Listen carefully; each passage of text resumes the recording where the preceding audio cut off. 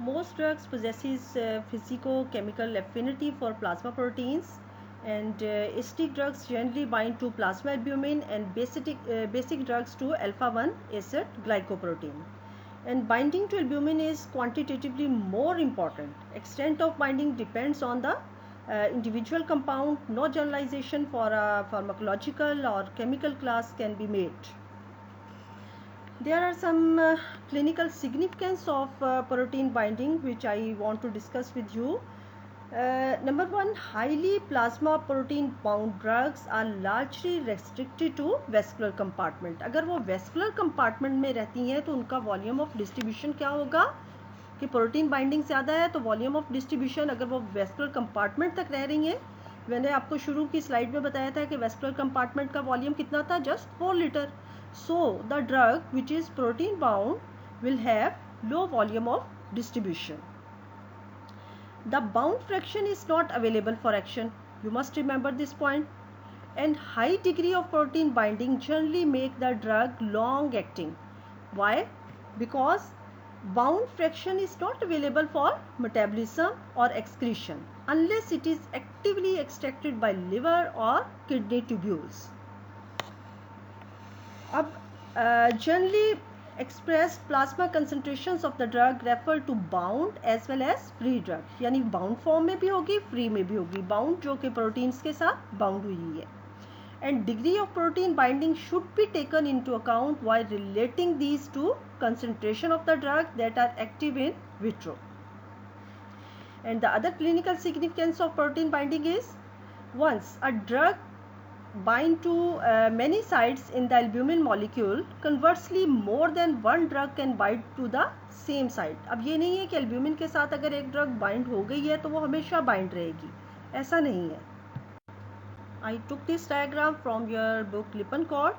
इसमें बड़ा अच्छा प्रोटीन बाइंडिंग और उसकी displacement with various drugs show किया है कि क्लास 1 ड्रग में शायद ये पिक्चर इतनी क्लियर नहीं है तो आप लोग अपनी जो है लिपिनकॉट में से कंसल्ट कर लीजिएगा. इसमें ये बताया गया है कि फॉर एग्जांपल वॉरफ्रिन जो है हाईली प्रोटीन बाउंड ड्रग है. अगर वॉरफ्रिन ने बाइंड किया हुआ था, बाद में किसी और वजह से आपको सल्फोनामाइड्स देनी पड़ गई हैं, तो व्हाट विल हैपन, आपका तो ये ख्याल था कि 99% या 90% वॉरफ्रिन जो है वो बाउंड फॉर्म में है.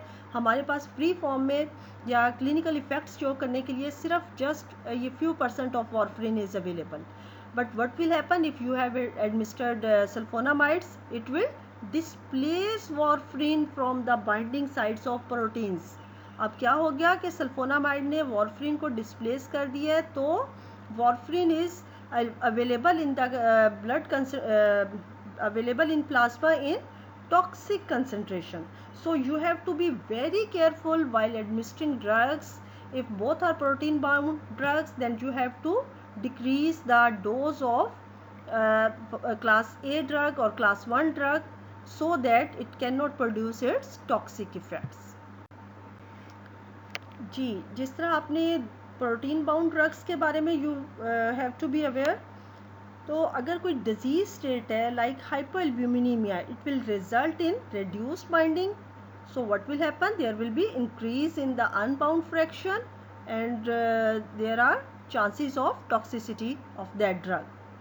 So conditions resulting in the acute phase reaction response like cancer, arthritis, myocardial infarction and Crohn's disease can lead to elevated levels of acidic glycoprotein and they may enhance binding of basic drugs.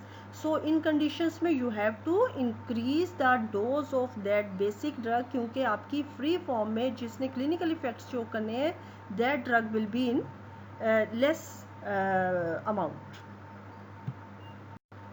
So today we have learned about distribution of drug, how it is distributed, and what are the factors which may affect distribution of drug, and what is the clinical significance of distribution, and how can we calculate volume of distribution. And very important factor which is affecting drug distribution is protein binding, and protein binding has its own clinical significance. Thanks.